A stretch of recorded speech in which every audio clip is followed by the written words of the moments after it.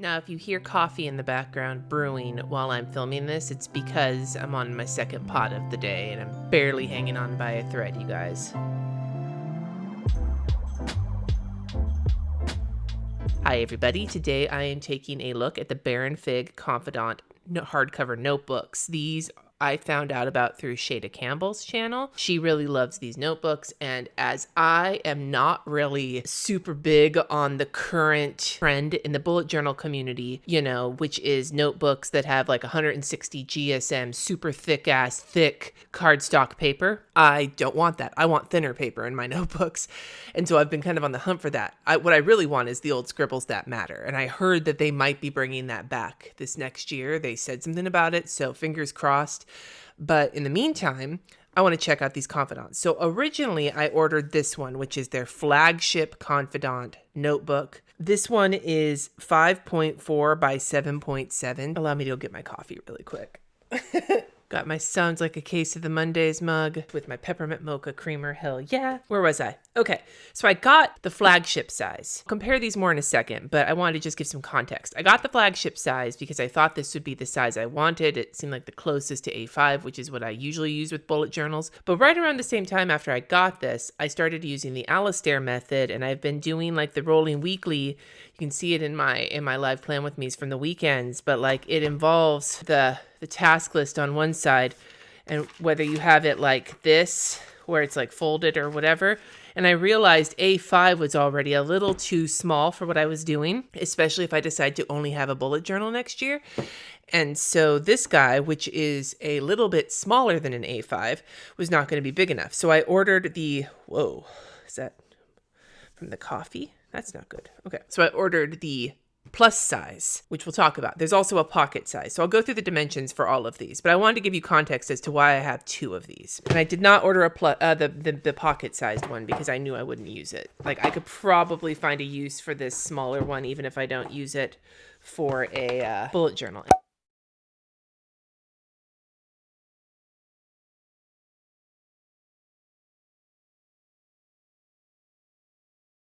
And it comes with a little paper inside the box as well with some information. So here's the basic info about these. There are three sizes. The pocket size, which is not shown here, is 3.5 by 5 inches, and it is $12. The flagship size, which is this one, is 5.4 by 7.7 inches, so smaller than A5. And for comparison, here is my A5 Leuchtturm that I've been using for a bullet journal this year. And if I put this guy on top, it shows you the size difference both on the top and on the bottom. So a little bit smaller. This one is $18, the flagship size, that is. I'm losing track of all my shit here. And then we have the plus size, which is, here's the comparison in size from the plus size to the flagship size. The plus size is 7 inches by 10 inches. And then also for the same kind of situation, here is the size difference between the A5 Leuchtturm and the plus size. So quite a bit more space. The plus size is $22. Now, one of the drawbacks to getting the plus size or the pocket instead of the flagship is that the flagship comes in more colors. They all have like a fabric cover, feels kind of linen-y, like it's a hard cover, but like the fabric kind of coating feels so nice. They also sell a leather like sleeve that you can put on the outside as like a protective cover. I ordered one of those for Black Friday for this big guy because I think this is going to be my bullet journal for next year.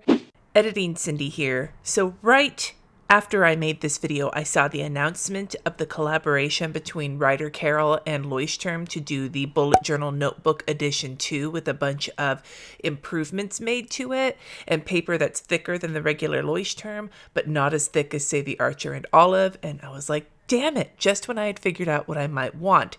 So I'm going to refer to this as potentially my bullet journal notebook for next year, 2021. However, tomorrow, if you watch this the day it airs, Wednesday, I will be having a live stream where I look at that bullet journal notebook and decide if that's going to be my notebook for next year. So tune in for that. And at the very least, just know that anything I say in this about making a decision for next year is not set in stone yet.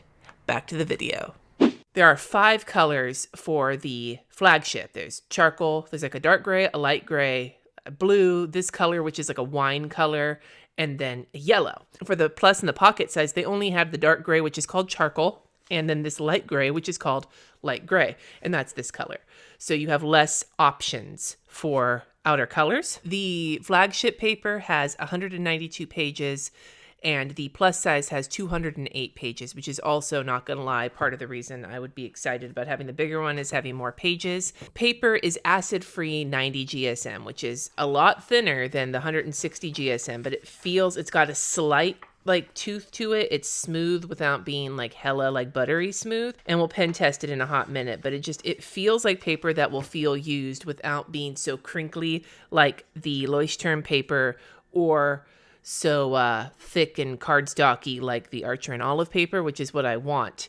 Now the dot grid here is a 5mm dot grid, so it is in line with other standard, quote unquote, standard dot grid notebooks. The cool thing about these is you can actually get them in dot grid, lined, or blank. Now, I got dot grid because that's what I like, but there's an option for that with all three of the sizes. There's also one bookmark, and there is no strap, which I know would bother a lot of people, but especially since I ordered the cover, I really don't care all that much about the strap. Now, they're all supposed to lie flat when you open them, and they do. They are stitched down the center, and the paper is like that grayish kind of white. So it's not a bright white.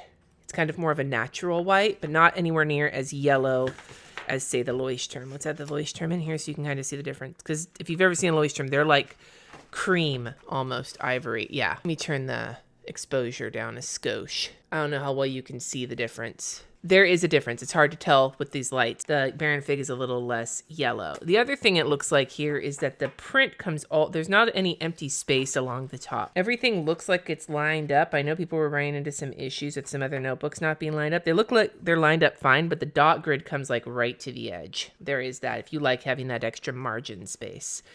Now, in the actual notebook, you open it and you have like a nameplate, although it might be a little hard. You might want to use a Sharpie to write on it because it's got like a textured paper on the inside here, and this is super thick.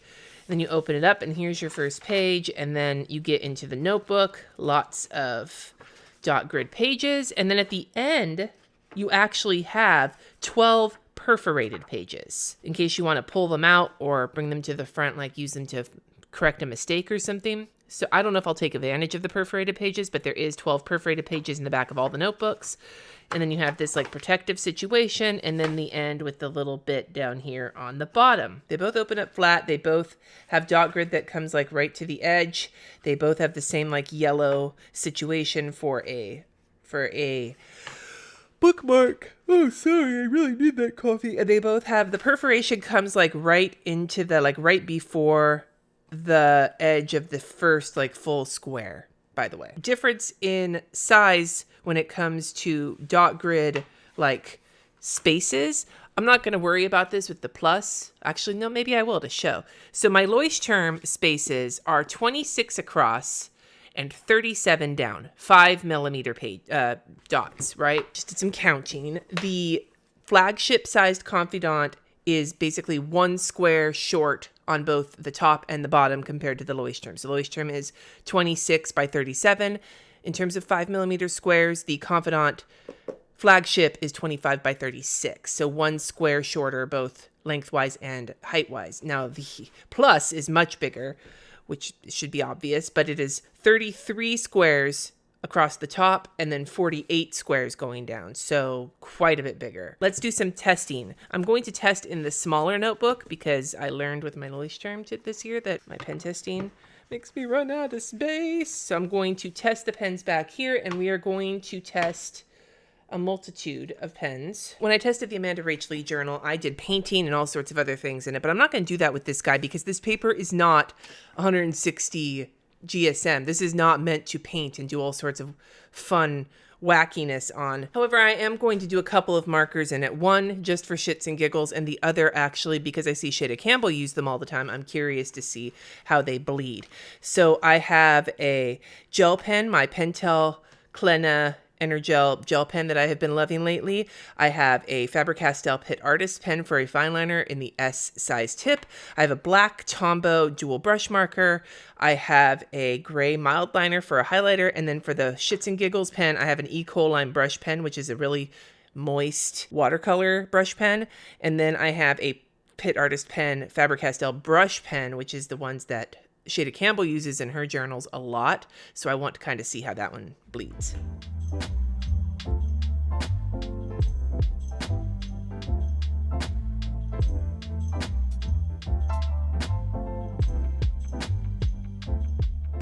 Now, one thing I noticed when I was doing this is that with the markers, not the highlighter, even though it's gray, so maybe that's why, but with the Faber-Castell, with all three of the markers, you can see the gray dots, like it's like they resisted the watercolor. See? Right there? And then right there? That's really interesting. I wonder if that's going to bug me or not. They don't feel raised. That's so weird. Now let's take a look and see if it bled. So it looks like the moist-ass watercolor pen bled right through. Right there. The other ones just shadow. They barely shadow. So for this paper, that's really nice, even though it's a thinner paper. There is some ridging with the gel pen. There isn't any ridging with the fine liner. The Tombow shadows. The Pitt Artist Pen shadows less. And maybe it's because the Tombow is a black and the other one's a lighter color. But this is enough for me in terms of a bullet journal. Like, I don't need to be able to use like watercolors in my bullet journal because I don't actually like doing that. But this, I'm really curious about because let's do another test with that. Let's see. Let's grab a gray with the Tombow. I don't know how well you can see on camera. They're there, but nowhere near as visible, maybe because it is a gray. Let me try a different color. Here's a blue Tombow. And look at that. You can see the little dots showing right through. That might be a deal breaker. Let's do a test really quick. So this month I'm currently like doing like blocks like this and then lettering on top of it. And I just want to see if that's going to bother me or not. It's funny. It's like coloring it in like that. The little dots show right through, but it's almost like you have a blackout page. Now, that doesn't bother me.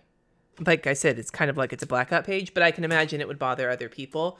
So we'll stay tuned. If this is my bullet journal, not this one, but the big one, is my bullet journal for this next year, then as soon as I do something like this, we'll see whether or not it like makes me angry or not. And the paper feels the way I want it to feel, like kind of used, which is what I like. I like my paper to feel like I've written on it. So these are the Baron Fig notebooks. They are very pleasing to the touch for me, and the paper is what I want, and this size is what I want. So I am hoping that this will work really well for me in 2021. I'm 99.9% certain this is my bullet journal for next year, although hearing that Scribbles That Matter may put out their old paper the way that they used to also kind of like throws me a little because I really want to do that too. So for now, we shall see. So you want to stay tuned and subscribe because at the end of the month, I will be having a whole bunch of videos up about what I'm going to be doing with my planners and shit next year. Anyway, I'd love to hear from you in the comments what your favorite notebook is. Are you pro or con super thick ass 160 GSM paper? For me, I'm kind of con because it's just a waste for me. I want more pages. I don't want thicker paper. But I'd love to hear your thoughts in the comments below because we all have different tastes, man. And until next time, my friends, subscribe, please. Thank you for watching. Stay tuned for more videos. Take care of yourselves, wear a mask, wash your hands, all that good stuff. And until next time, peace out.